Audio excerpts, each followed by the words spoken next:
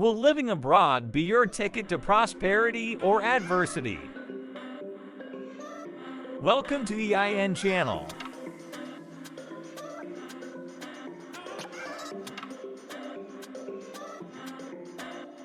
I want to live somewhere else.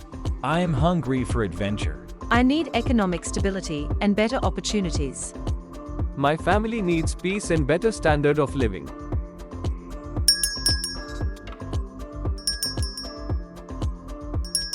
Every year, millions of people dream of living in a foreign country. They wonder if moving abroad will be their ticket to prosperity and improve their quality of life. But immigrating to a foreign land is a huge undertaking. It's an expensive and serious step. It may involve learning a new language, acquiring new job skills, adjusting to a new culture, enduring prejudice, leaving your family and friends behind, and learning a whole new way of life. Still, many people have migrated successfully and enjoy life in their new country of residence. However, not all fare so well. And this is because puss and dog don't have the same luck. This means that everyone has unique circumstances, and so others may perform better or worse than you. Obviously then, such a move should not be made lightly. So before you pack your bags and go, it would be wise to sit down and consider these essential insights. Analyze your motives. What are your motives for wanting to go abroad? If your motive for moving to a foreign country is simply because you're tired and bored with life in your country, you might be setting yourself up for adversity. Also, some persons want to live abroad because they want to escape problems at home. If you want to go away only because you are unhappy and you believe everything will be better somewhere else, forget it. Instead, face problems squarely, because nothing is gained by running away from situations that are not to our liking. No country in this world has perfect conditions all the time. Other dangerous motives are greed and materialism.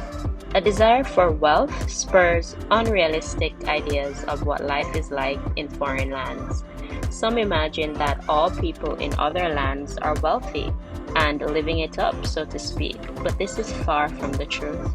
After migrating, many find themselves struggling to make ends meet. On the other hand, if your motives for migrating are not superficial and you've exhausted all options in your home country to no avail, then you may have a solid driving force to help you to withstand challenges. Next, ensure your motives are aligned with SMART goals. After you've identified your motive or your purpose, you need a plan. This is where goals come in.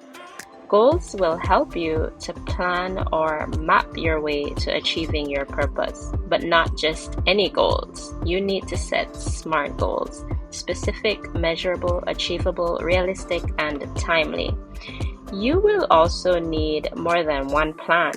Things hardly ever go according to plan, and so it's good to have more than one plan in case unexpected roadblocks derail plan A. Are you ready? Are you mentally prepared to deal with the hardships, problems, and conflicts that may arise abroad?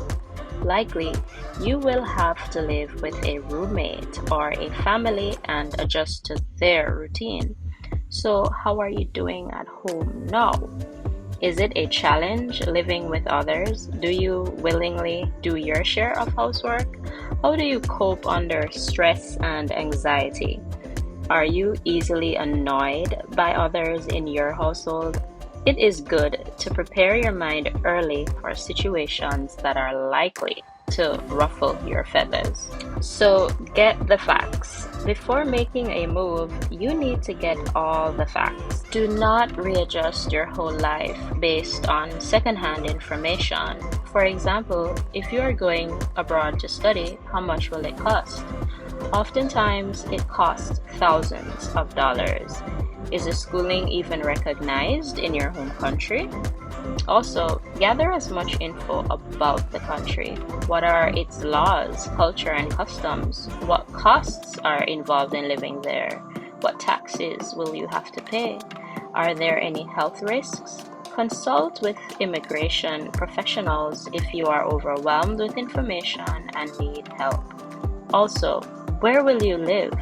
Even if you live with friends and family, take care not to become a burden. This could strain or destroy your relationship with them. Have realistic expectations. Before moving anywhere, you should have a realistic idea of what to expect when you get there. If possible, make a preliminary visit and see for yourself what conditions are like. Otherwise, you will have to rely on second-hand information, which is not always ideal. Many affluent lands have alarming levels of poverty, homelessness, and unemployment, and many of the poorest residents are, you guessed it, new immigrants. Usually, it is difficult to get established in a new country. Remember, you're starting all over. You may struggle for some time before finding your footing in a new country.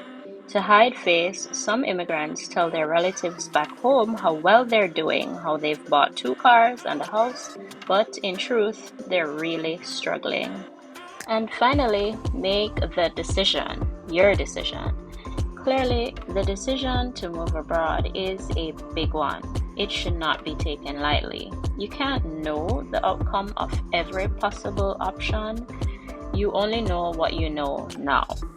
But if you do the previous 5 things, you can set yourself up for success and pivot quickly if unexpected roadblocks come your way. Sit down with your loved ones and consider carefully the expected benefits and the possible dangers. Try not to let enthusiasm override your discernment.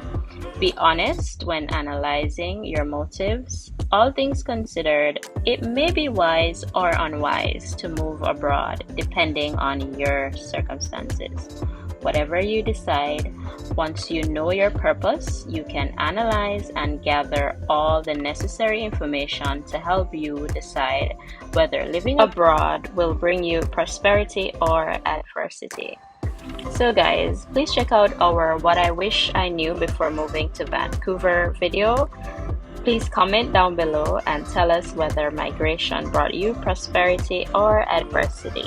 Thank you for watching. Until next time, be good.